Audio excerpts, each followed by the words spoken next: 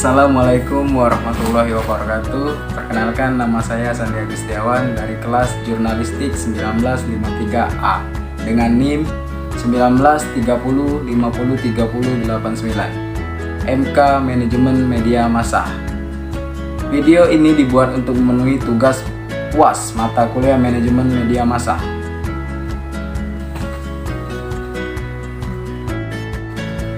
Baiklah, saya akan menjelaskan bagan susunan redaksi media cetak.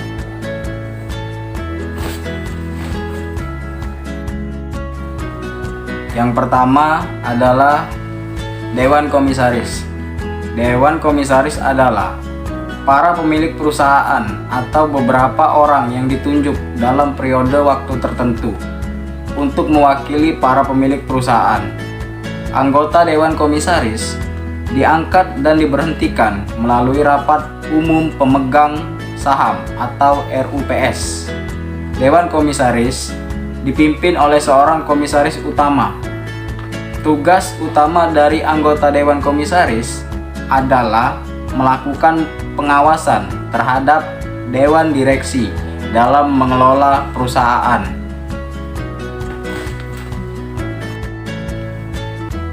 Yang kedua yaitu Dewan Direksi. Dewan Direksi adalah para direktur perusahaan yang diangkat dalam periode waktu tertentu dan diberhentikan melalui Rapat Umum Pemegang Saham atau RUPS.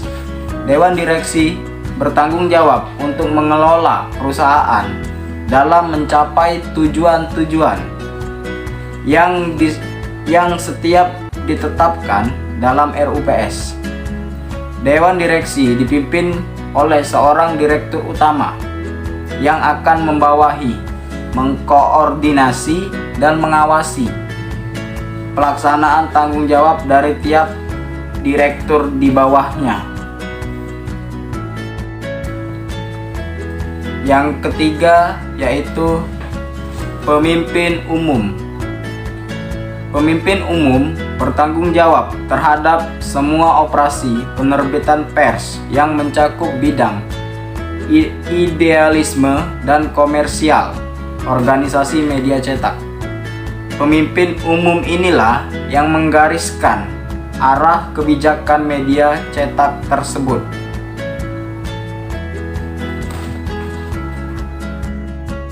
Yang keempat yaitu Pemimpin Redaksi. Pemimpin redaksi yang populer dengan sebutan Pemret bertanggung jawab terhadap keseluruhan kinerja redaksi. Pemret memimpin para redaktur. Des penanggung jawab rubrik. Kebijakan redaksional media cetak ditentukan oleh Pemret untuk mengacu pada kebijakan umum organisasi penerbitan media cetak tersebut. Pemimpin redaksi biasanya memimpin rapat perencanaan isi dan rapat penentuan isi media cetak. Yang kelima yaitu redaktur pelaksana atau des atau penanggung jawab rubrik. Bertugas menentukan isi media cetak yang akan diterbitkan dan memutuskan pemuatan atau penolakan memuat tulisan yang dibuat wartawan atau penulis luar. Redaktur ini pula lah yang memberikan penugasan pada wartawan untuk melakukan kegiatan peliputan. Ada kalanya juga redaktur memiliki penulisan ulang atau rewrite, tulisan yang dibuat oleh para wartawan. Yang keenam yaitu reporter atau wartawan yang bertugas mencari, mengumpulkan, mengolah, dan menulis berita. Berita yang dikumpulkan itu bisa berupa penugasan dari redaksi, bisa juga merupakan inisiatif wartawan karena memperoleh informasi peristiwa yang bernilai berita. Karena itu, tugas utama reporter atau wartawan adalah meliput peristiwa-peristiwa yang mempunyai nilai berita. Wartawan atau reporter itu ada yang bertugas menyajikan informasi dalam bentuk tulisan sehingga disebut wartawan tulis. Yang ketujuh yaitu fotografer. Kerja utama seorang fotografer adalah melakukan peliputan dengan kamera. Biasanya kerja fotografer bersama dengan wartawan atau reporter. Dengan kemampuan fotografinya, diharapkan menghasilkan foto-foto yang menarik dan mampu menyampaikan informasi yang dibutuhkan pembaca. Memotret dari berbagai angle dan momen yang ada sehingga banyak variasi foto yang dihasilkan. Fotografer yang menyajikan bentuk visual atau foto sehingga dinamakan wartawan foto.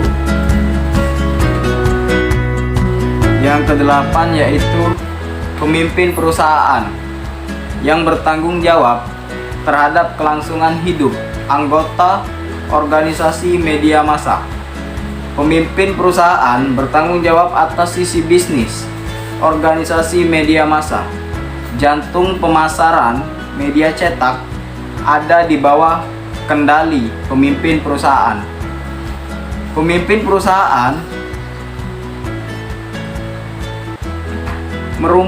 merumuskan kebijakan perusahaan yang berkaitan dengan strategi dan taktik pemasaran, baik pemasaran produk, media yang ditangani bagian sirkulasi maupun pemasaran, ruang media dalam bentuk penjualan ruang untuk pemasangan iklan yang ditangani bagian iklan.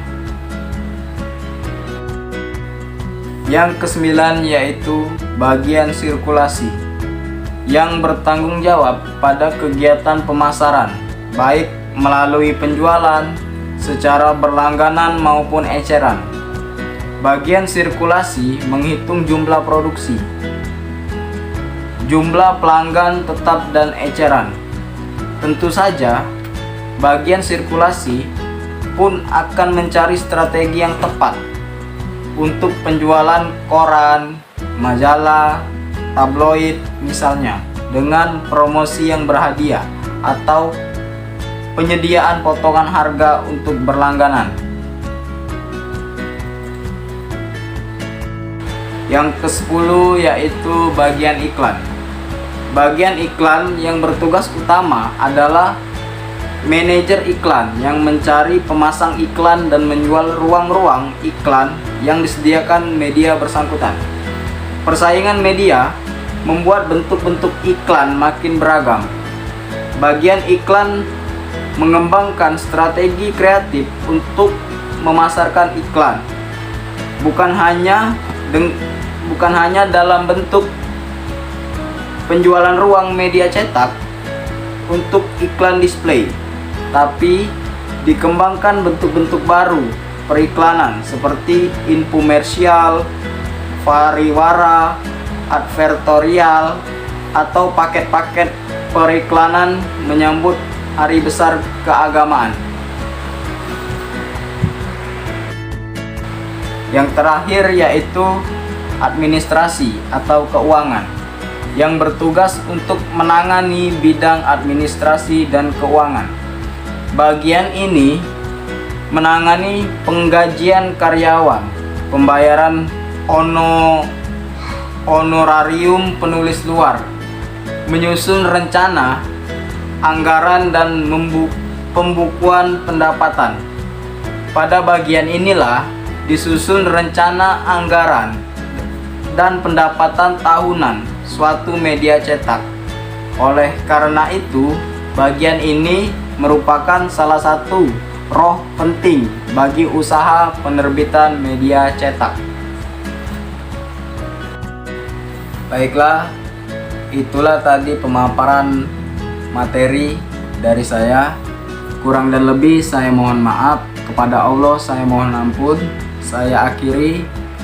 Wabillahi taufik wal hidayah. Wassalamualaikum warahmatullahi wabarakatuh.